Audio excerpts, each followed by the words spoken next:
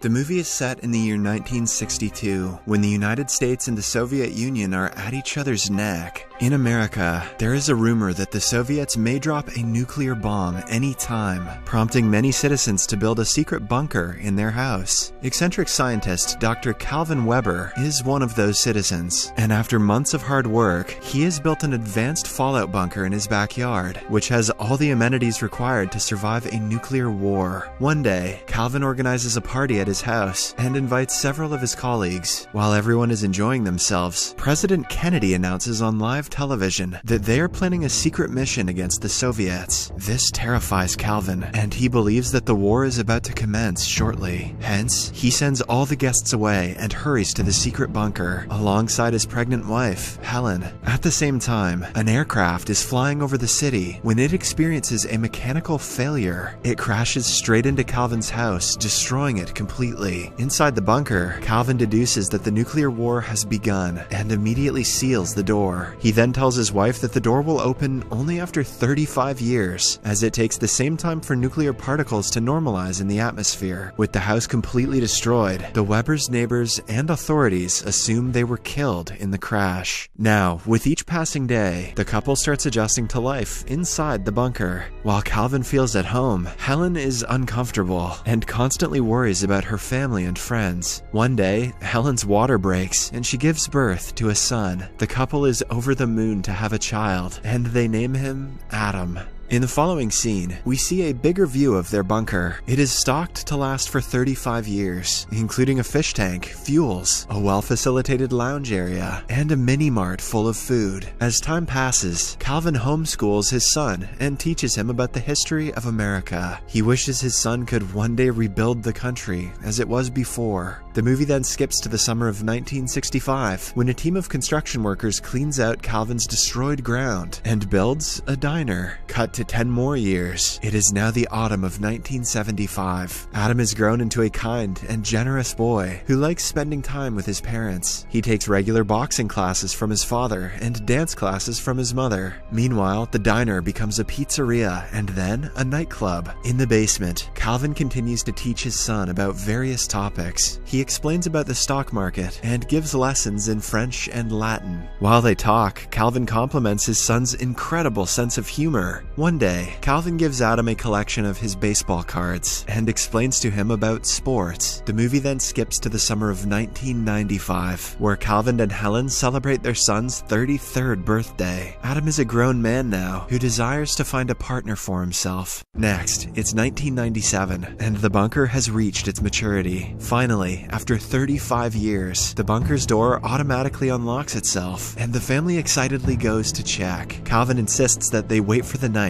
and let him check first, since they don't know about the present world outside. Above the bunker, the diner has now become a home to beggars. While the beggars are drinking, there's a sudden shaking of the ground, and they think it's an earthquake. However, it turns out that Calvin has come up to the surface with a radiation suit on, and seeing him, one of the beggars falls unconscious. Following this, Calvin ventures out into his old neighborhood, only to find out that it has completely changed. He sees people playfully pointing guns at him, and even stumbles into an adult video store. Realizing that his neighborhood has degraded, he becomes worried and returns to the bunker. At the dinner table, he shares with his family that although the ground above is breathable, it has become a post-apocalyptic wasteland of irradiated mutants. As a result, they must continue living underground. Helen, who at this point has become sick of living in the bunker, starts arguing. She mentions that no matter the people above, she wants to come out of their cooped shell and wants Adam to see the blue skies, touch the oceans and grass, and visit the mountains. Despite the inspiring speech, Calvin still insists that they stay underground. But as he is arguing, he suffers a heart attack. With supplies running out and Calvin falling ill, Helen wants Adam to go outside and get whatever they need for 2 years or so. She gives him a list of grocery items and tells him that it would be wonderful if he can find a girl, one who's not a mutant. Before leaving, Calvin advises Adam to not enter the adult video video store, claiming that it has harmful levels of radiation. Actually, he is just trying to keep his son away from vulgarity. 35 years old is too young to experience your first boner, son. After a while, Adam packs his handbag and leaves the bunker for the first time. On the surface, he comes across the beggar, Melker, who encountered his father the previous night. While Adam marvels at the outside world, Melker starts worshipping Calvin and the elevator through which he and Adam made their way out. Melker thinks of them as some divine power that has struck his life to change his fate. Melker's been drinking too much Listerine. Meanwhile, Adam finally sees the blue sky above and waves at people in the streets as he is seeing them for the first time. He's stunned to see a woman of color and greets her excitedly. Next, he stumbles upon the same adult video store his father had warned him about, so he quickly covers his nose and urges others to do the same. Later, Adam gets on a bus, but he is scared to feel the vehicle moving. He speaks as per his taught knowledge, but that apparently doesn't fit with the normal life at present. The passengers on the bus think that he is crazy, and the bus driver even gives him a weird stare. After a while, Adam finally arrives at a grocery store and strolls around to pick up the items his mom had listed for him. When he goes to buy meat, the butcher tells him that if he makes a larger order, it would be directly delivered to his house. Hearing the word house, Adam realizes that he has forgotten the way back to his bunker. Worried, he desperately looks around the city for his bunker's location, but doesn't find any sign of it. By this point, his cash has almost run out, so he tries to sell his father's classic baseball cards at a hobby shop. The shop owner concludes that Adam is crazy for trying to sell the cards for a surprisingly low price, so he offers to buy the whole pack for just $500. Just then, the shop's assistant, Eve, approaches the two and stops the owner from cheating. She informs Adam that each of his cards costs at least $6,000, as they are all extremely rare. She then berates her boss and quits her job on the spot. Witnessing all this, Adam is instantly smitten with her. After coming out of the store, he begs Eve to drive him to the Holiday Inn restaurant, as per his mother's instructions. At first, Eve refuses, but when Adam promises to give her 2 cards in return, she agrees. Soon, the two arrive at the hotel, but before Adam can say anything, Eve returns home.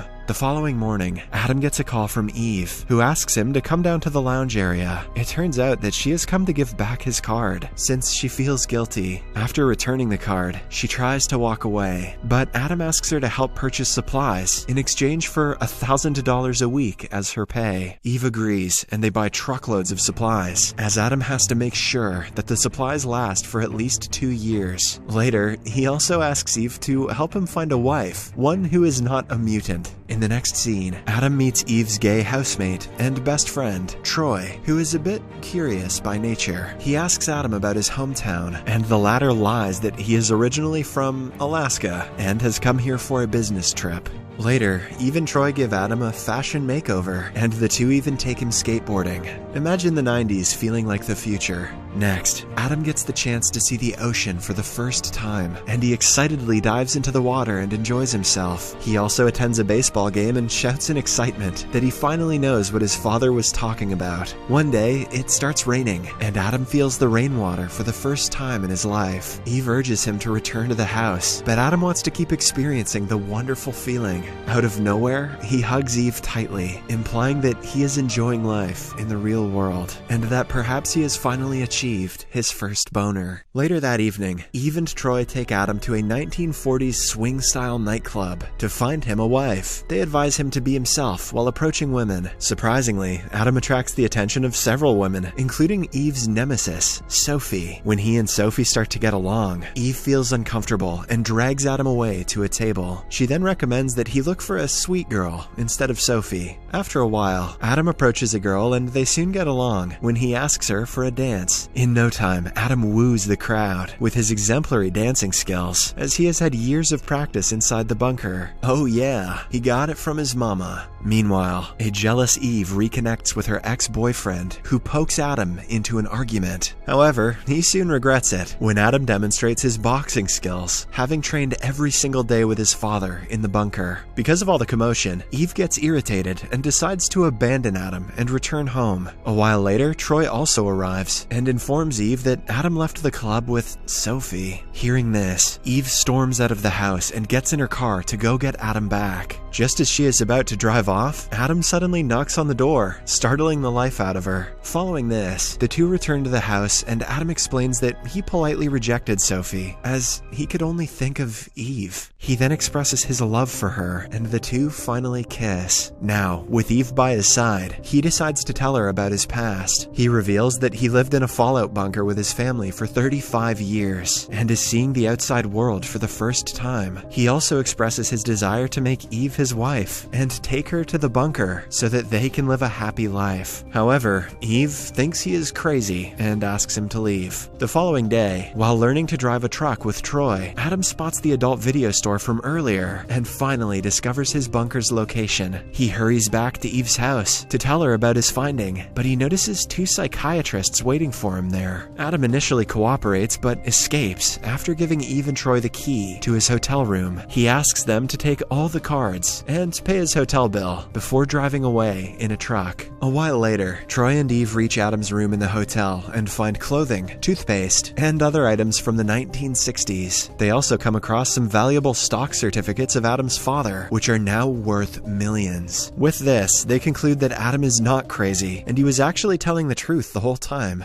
In the meantime, Adam returns home after 2 weeks of staying in the outside world. He hugs his parents and tells them about how lovely the world has become. Soon, Melker and his friends help Adam to load the supplies into the bunker. On the other hand, Eve and Troy try to locate Adam's underground bunker, but to no avail. At night, while they are returning home, Eve spots Adam outside the adult video store. She immediately calls out his name and gets out of the car. They embrace and kiss each other, and Adam takes her to meet his parents. Calvin and Helen are impressed with Eve, but Adam wants his father to wait for 2 months while he makes arrangements outside. During this time, Adam and Eve sell the stocks to build a new home in the country, identical to his previous house. They plan to bring Calvin and Helen slowly to the surface and start a new life with them. After a few months, Adam's parents arrive at their new home. They are astonished to see their son do so much for them. While Helen and Eve prepare dinner for the family, Adam reveals to his father that there was never an atomic war, and that the bomb was not a bomb. Instead, a plane crashed into their house. He also reveals that the Soviet Union collapsed without a war. However, Calvin is unconvinced and makes fun of his son's revelation. The movie ends as Calvin plans to build a new fallout bunker, as Eve watches from the kitchen window and plays with her engagement ring. Subscribe for more videos like this, turn on notifications, and leave a like to help the channel out. Thank you for watching.